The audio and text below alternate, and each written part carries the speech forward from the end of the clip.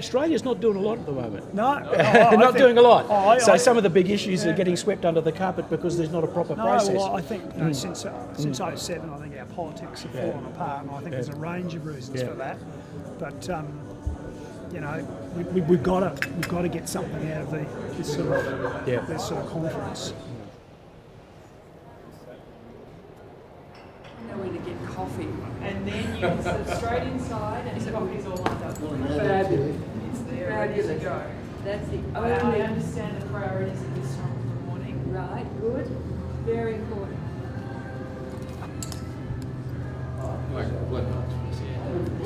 We're hopeful. I mean, there is no guarantee that any meeting of people will amount to any outcome, really. But we see what we can do. Yeah.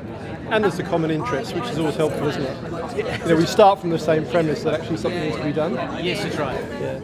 But can we find a path amongst us? Indeed. That's what I say. Thank you. Democracy in Australia is pretty clearly broken, so a conversation about how to fix it seems to me to be a worthwhile kind of proposition. The democracy is broken pretty much everywhere at the moment, and so it's not just in Australia. I have to disagree that democracy is broken. I think democracy is under stress, and I think it needs reform, but I don't think it's broken in that sense.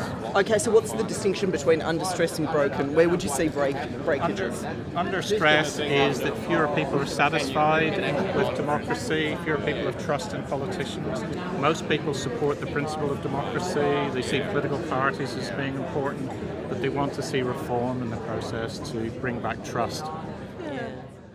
I think most people are just very disengaged with the political system. A lot of people just don't have faith in politicians to get things done, myself included really. So I was just very interested in being able to participate in what would hopefully be a generative discussion about how to create better public trust in democracy and political systems in Australia. There definitely are a lot of people in kind of from one set demographic, so it's going to be very interesting. A lot of older white people from richer backgrounds, so it's going to be interesting to see if we can actually come to an agreement on some things. Okay, so I just want to get a sense of who we are in the room and that sort of thing. And don't stress, I'm not going to make you touch anybody or hug anybody or anything like that.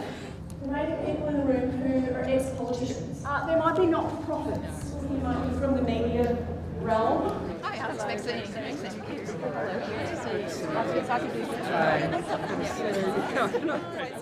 It's one thing to talk about the problems of the political class, but we are part of that problem, or we are perceived to be, because this is an overwhelmingly Anglo-privileged group, highly privileged, and to be setting out a set of high-minded principles, albeit they'll be practical and meet all of these criteria, then I think we will invite even more contempt. So I think we have to recognise that there are many it's not just the disconnect between what we all think about how our liberal democracy should be operating more effectively. It's about the very considerable gap between everyone in this room and a lot of the rest of the Australian polity. They're all fighting. They're always shouting at each other. They're always arguing. They never make decisions. People don't understand it. It's an adversarial system, and particularly turns people off. And it's reinforced by the way the media do present stories. No shades of grey. It's good guys, bad guys. Great ideas, terrible ideas. It's not.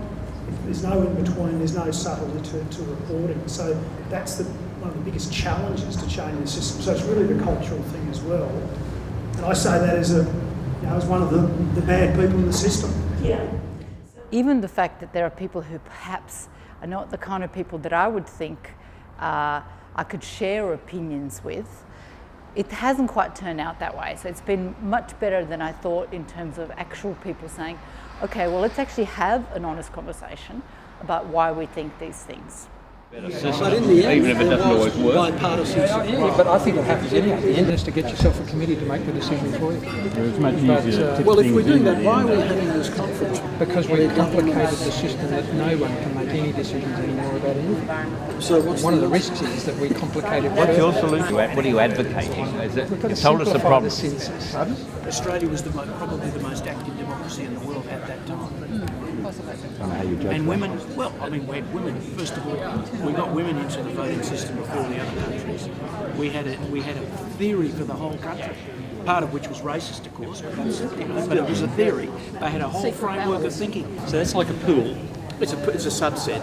It's just the way the parliament works today. It's just a complex version of a prisoner's dilemma where it's multi-party with multiple interests. How's it going to improve decision making? I think it's a great idea. I mean, what I would do, I can tell you. I can tell you what I would do. Have we been taking notes? That's getting Engagement first.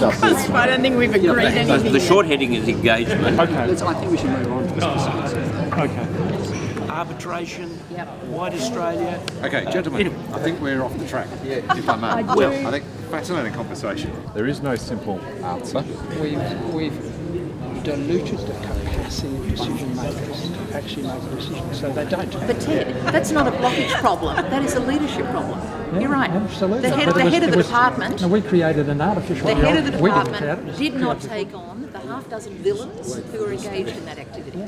Absolutely.